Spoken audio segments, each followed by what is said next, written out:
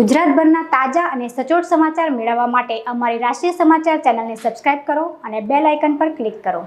સુરતમાં ડ્રગ્સના વેચાણ પર પોલીસ દ્વારા ચાંપતી નજર રાખવામાં આવી રહી છે। નો ડ્રગ્સ ઇન સિટી અભિયાન અંતર્ગત ભજીયાથી લઈને આઈસ્ક્રીમની લારીઓ પર ચાલતા ડ્રગ્સ કેસમાં આરોપીઓને ઝડપી લેવામાં આવે છે, ત્યારે કોંગ્રેસના નેતાએ પોલીસ કમિશનરને આવેદનપત્ર આપીને પકડાયેલા તમામ અધિકારીઓને પાસા હેઠળ ધકેલવા માંગ કરી છે। કોંગ્રેસના નેતા કલ્પેશ બારોટે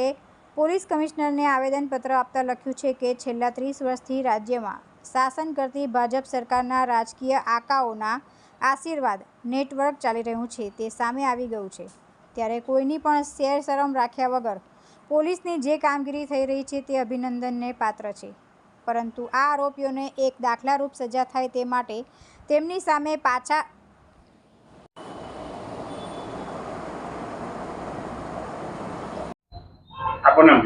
कल्पेश बारोट, मीडिया कोऑर्डिनेटर, सूरत शहर जिला कांग्रेस समिति। અમે ગઈકાલે સુરત પોલીસમાં રજૂઆત કરેલી હતી કે ડ્રગ્સના ધંધા સાથે જે કોઈ બી આરોપી પકડાયો છેલ્લા 1 વર્ષમાં એ તમામ આરોપી જો જામીન પર બહાર છૂટ્યા હોય તો તેઓને તાત્કાલિક શહેરના હિતમાં પાસાની ધરપકડ કરવી જોઈએ અને આ જો ગુનેગાર છે વિકાસ આહિર એની જે પણ ફોટા વાયરલ થયેલા હોય એ તમામ નેટોની પણ તપાસ થવી જોઈએ કે કશે ને કશે અમારું એવું માનવું છે કે જે રીતે ગુજરાતમાં ડ્રગ્સનો કારોબાર દિવસે ફેલાઈ રહ્યો છે એમાં ભારતીય જનતા પાર્ટીના કોઈ મોટા નેતાનો હાથ હોય એવું મારું સ્પષ્ટ માનવું છે।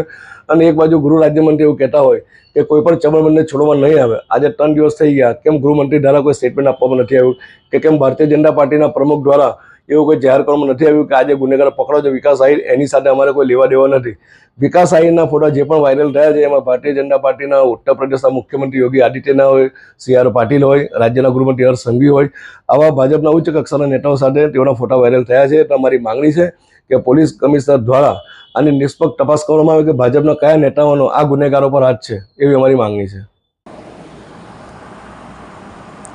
પરંતુ આ આરોપીઓને એક દાખલારૂપ સજા થાય તે માટે તેમની સામે પાસા હેઠળની કાર્યવાહી થાય તે ખૂબ જરૂરી છે।